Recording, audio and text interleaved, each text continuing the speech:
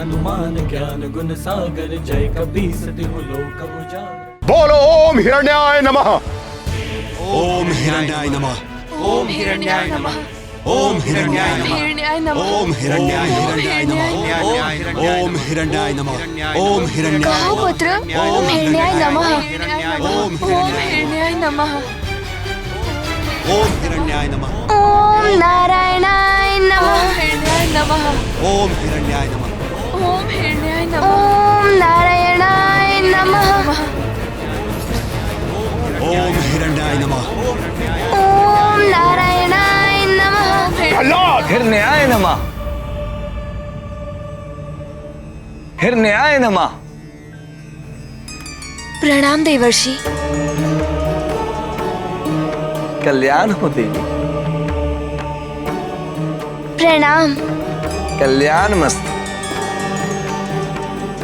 देवर्षि, स्वामी हम पर संदेह कर अत्यंत क्रोधित हो रहे हैं। ऋषिवर, आप उन्हें समझाकर उनका क्रोध कम करने की कृपा कीजिए।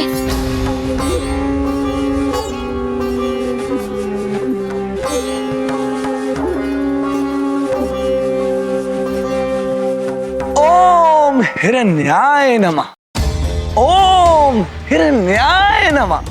सावधान देवर्षि, आपकी किसी भी सुझाव की कोई आवश्यकता नहीं है हिरण्यकशिपु को। अवश्य महाराज, सुझाव नहीं दूंगा मैं, मात्र इतना कहूंगा कि आपके पुत्र का कथन सर्वथा सत्य है। स्पष्ट कहिए देवर्षि, क्या अर्थ है आपका? क्या सत्य है उसका कथन में? यही महाराज कि श्री हरि ने ही आकर एक ही समय पर आपकी पत्नी और आपके पुत्र को भोजन कराया।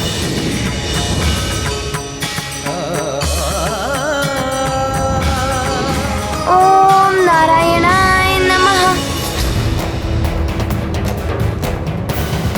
महाराज, आप अत्यंत सत्यनिष्ठ हैं, भोले हैं कि श्री हरि के छल को नहीं समझ सके। अवध्य, अपराज्य, सर्वशक्तिमान है आप। इसलिए बल से नहीं, छल और माया से आपके अपने परिवार में ही फूट डालकर आपको पराजित करने का प्रयास कर रहे हैं मायावी हरि। अवश्य, छल से ही उस छलिया हरि ने मेरे अपने पुत्र को मेरे ही विरुद्ध कर दिया। वो पुत्र जिसकी शिराओं में मेरा रक्त प्रवाहित है,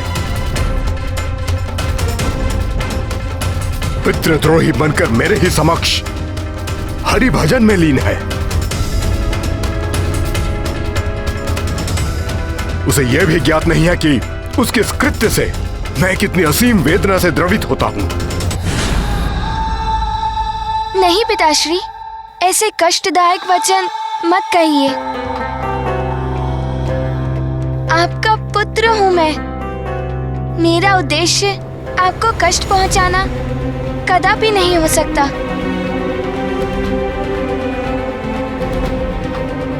तनिक विचार कीजिए महाराज, इस अबोध बाल बुद्धि में आपके प्रति विषाक्त विचारों ने प्रवेश कैसे किया? अवश्य छल है।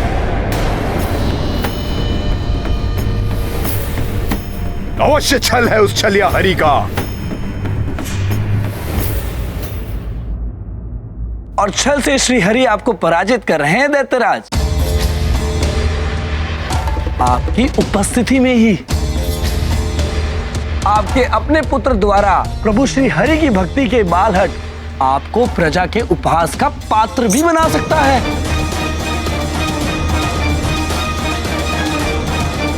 परंतु पुत्र मोह से विवश उसको दंडित कैसे करेंगे आप? करूंगा, दंडित करूंगा उसे।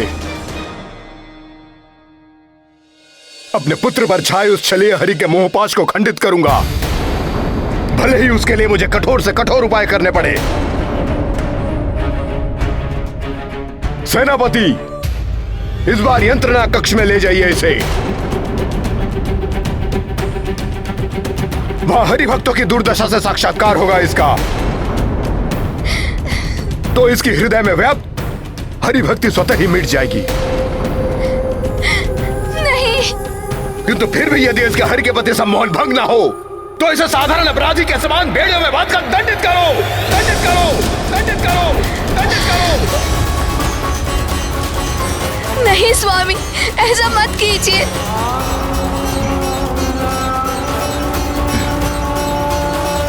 जैसा आप चाहते हैं वैसा ही होगा पिताश्री।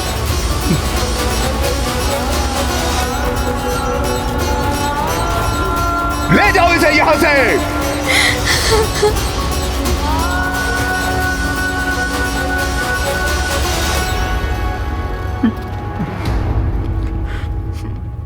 माता, देवर्षि नारद तो स्वयं महाहरि भक्त हैं। उन्होंने ही भक्त प्रहलाद को हरि भक्ति का पाठ सिखाया। परंतु माता, प्रभु विष्णु जी की भक्ति को त्याग कर दैत्यराज हिरण्यकश्यपु के अनुगामी क्यों बन गए? पुत्र, देवर्षि नारद जी अपने नटखट स्वभाव के लिए प्रसिद्ध हैं, परंतु हास परिहास से परिपूर्ण उनकी प्रत्येक युक्ति में जगत कल्याण का कोई उद्देश्य अवश्य निहित होता है, जिसका सुखद परिणाम भविष्य में दिखाई देता है। परंतु माता, देवर्षि ने तो हिरण्यकश्यपु को उकसाया कि वो भक्त प्रहलाद को यातना देकर दंडित करे। इससे जगत का क्या लाभ था माता? पुत्र, कभी कभी वर्तमान में मिली पीड़ा भविष्य में आनंद बनकर फलित होती है। देवर्षि को ज्ञात था कि जीवन में हर प्राणी को उनके कर्मों के अनुसार ही फल प्राप्त होते हैं। दुष्ट दैत्य हिरण्यकश्यपु पाप पथ पर अग्रसर तो था, परंतु पूर्व काल में उसके किए हुए कुछ पुण्य कर्म भी अभी शेष थे, जिनके कारण वो प्रभु द्वारा दंडित होने से बचा हुआ था। हनुमान समझ गया माता।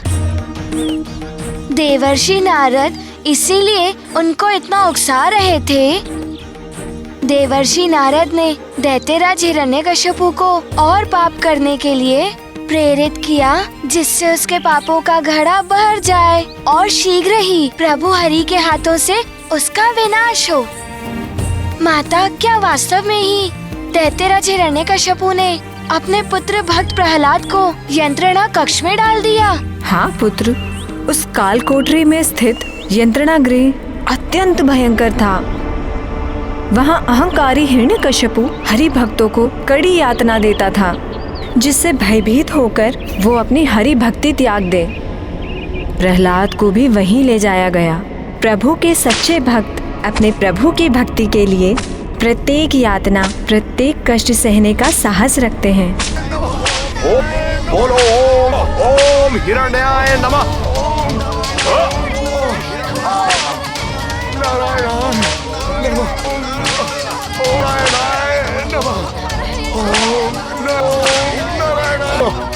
जो सत्य है वही बोलूंगा। ओम नारायणाय नमः। रुक जाइए, ऐसा करते हुए आपके हाथों में कंपन नहीं होता? यहाँ हमारे हाथ नहीं युवराज, स्वयं हरि भक्त कांपते हैं। हरि भक्ति छोड़ने पर ही यहाँ से मुक्ति मिलती है, और जो हरि भक्ति नहीं छोड़ते स्वयं प्राण उनका साथ छोड़कर उड़ जाते हैं। अन्यथा हम उनकी जिह्वा काटकर हरि नाम लेना असंभव बना देते हैं। बोलो बोलो ओम हिरण्याय नमः। ओम नारायण, ओम नारायणाय नमः, ओम नारायणाय नमः, ओम नारायणाय नमः। बोलो हिरण्याय नमः। ओम नारायणाय नमः, ओम नारायणाय नमः। बोलो ओम हिरण्याय नमः। नमः, ओम नारायणाय।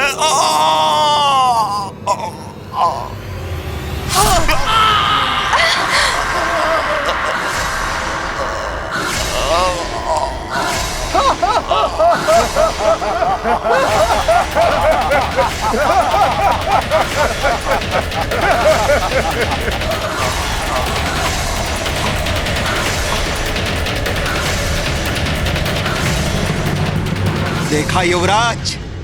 राज, यदि आपने हरि नाम लेना नहीं छोड़ा तो आपको भी यही परिणाम भुगतना पड़ेगा। जिभा काट दे मेरी, तो मैं प्रभु का नाम नहीं ले पाऊंगा, परंतु मेरे नेत्र सदैव हरि दर्शन के लिए ही तत्पर रहेंगे। युवराज, उसका उपाय भी है हमारे पास।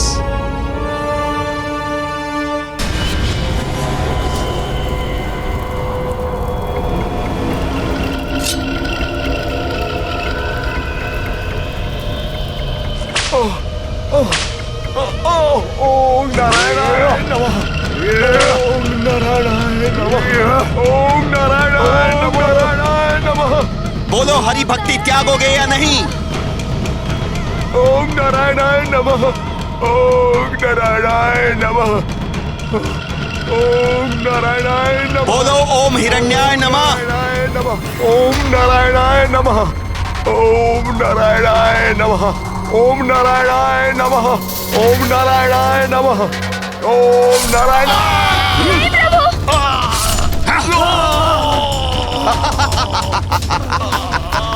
हे प्रभु, अपने भक्तों की रक्षा कीजिए।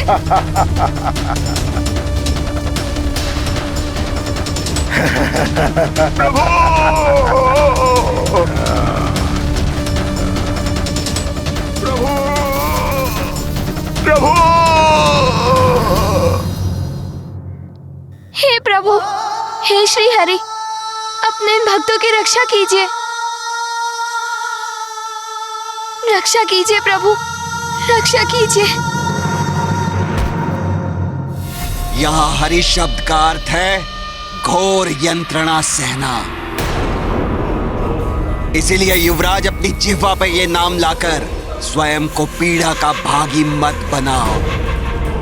अभी भी समय है, भूल जाइए हरि को और उसके नाम को।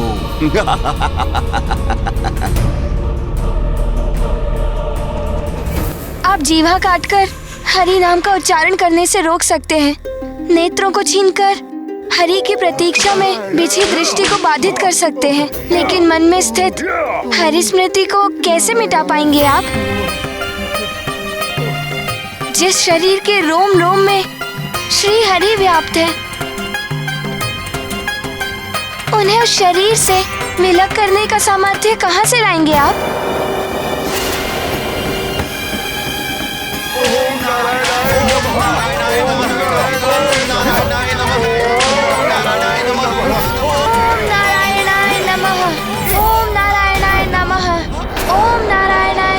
प्रतीत होता है युवराज, तुम्हें भी अन्य हरि भक्तों की भांति पीड़ा देकर हरि के प्रकोप से मुक्त कराना होगा।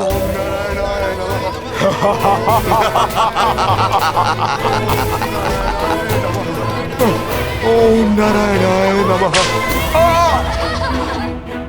हरि भक्ति में होने वाली पीड़ा भी प्रसाद के समान ही होगी, क्योंकि हरि भक्ति करने वालों का सच भी हरि है, तो उनके मन का चैन भी हरि है।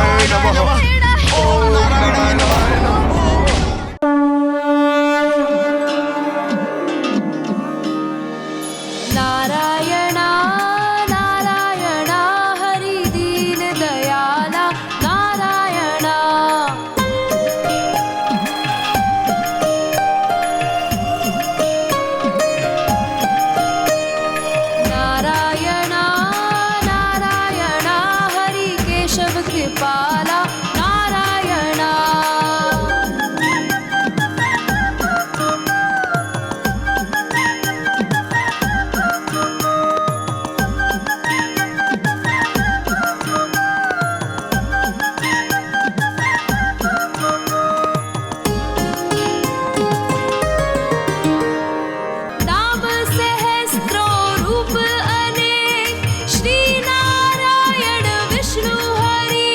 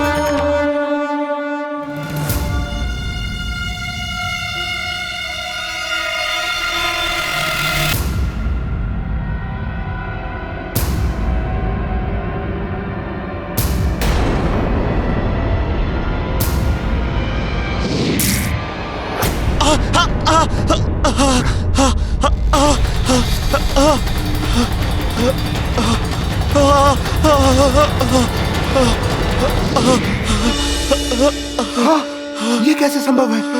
हाँ, ये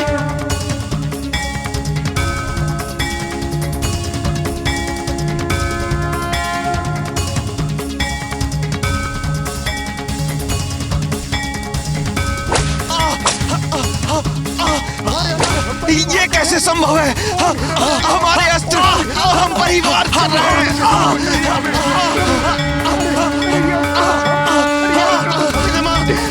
ओम हिरण्याय नमः। हे प्रभु। ओम नारायण नमः। मुझ पे कृपा दृष्टि कर मेरी जीवा लौटा दी है प्रभु आपने। आपकी दया से आपका भक्त ये धन्य हो गया प्रभु।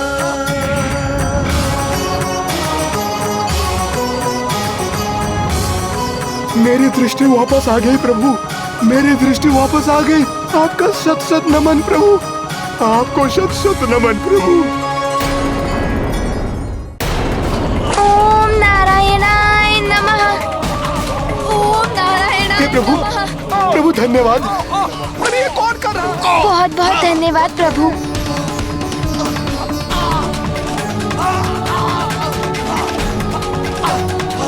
ओम नारायणाय नमः।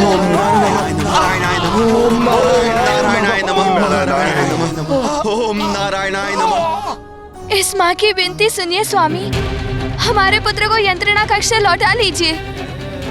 यंत्रणा तो दूर, उसका कोमल हृदय वहाँ के बंदियों की वेदना भी नहीं सहन कर पाएगा। इतने निष्ठुर मत बनिए स्वामी, मेरे पुत्र को इतना कठोर दंड मत दीजिए। आप चिंता मत कीजिए महारानी, मुझे पूर्ण विश्वास है अन्य हरि भक्तों को यंत्रणा पाते देख वो स्वयं वहां से मुक्त होने के लिए प्रार्थना कर रहा होगा। मेरी बात समझने की चेष्टा कीजिए स्वामी। एक अप्रिय समाचार लाया हूं। क्या हुआ? मेरा पुत्र प्रहलाद कुशल तो है, उसे कोई गंभीर आघात तो नहीं लगा? नहीं महाराज, इसके विपरीत हुआ है। क्षति तो हमारे सैनिकों को पहुंची है,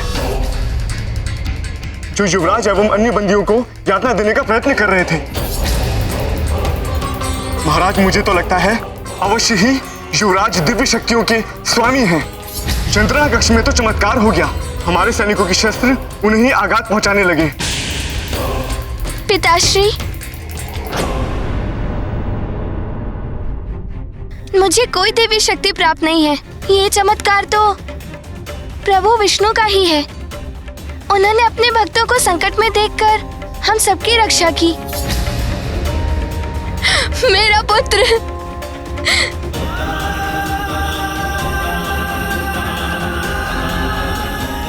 सुरक्षित है, मेरा पुत्र तनिक भी आहत नहीं हुआ। माता, प्रभु श्री हरि जिसकी रक्षा करे उस पर कोई विपदा कैसे आ सकती है? आप व्यर्थ चिंता मत कीजिए, मेरे प्रभु मुझे कोई कष्ट नहीं होने देंगे।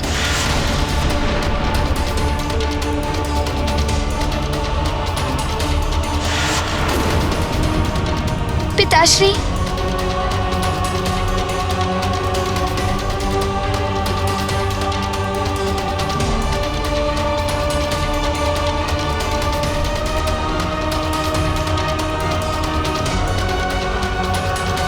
पिताश्री, अब तो आपको विश्वास हो गया ना कि श्री हरि ही ईश्वर है? सुपुत्र की इच्छा थी मेरी, दुर्भाग्य मेरा कि मुझे ऐसा कुपुत्र मिला जो अपने पिता के शत्रु का नाम भजकर उसकी महिमा का बखान कर रहा है। ईश्वर बुला रहा है उसे। दुष्ट बालक, अपने पिता के लिए तनिक सम्मान, लेश मात्र भी स्नेह नहीं है तुम्हारे मन में? ऐसा मत कहिए पिताश्री, आपसे तो मुझे अपार स्नेह है। इसीलिए तो मैं आपसे श्री हरि की शरण में आने का निवेदन कर रहा हूँ। हरि हरि हरि, थक गया हूं तुम्हारे मुख से ये नाम सुनते सुनते। उस हरि का प्रभाव बढ़ता ही जा रहा है तुम पर, और ये मत सोचो कि वो छलिया हरि हर बार अपने दिव्य शक्तियों से तुम्हारी रक्षा करेगा। इस बार मैं ऐसा प्रबंध करूंगा कि तुम उस हरि का नाम भूलने पर विवश हो जाओगे।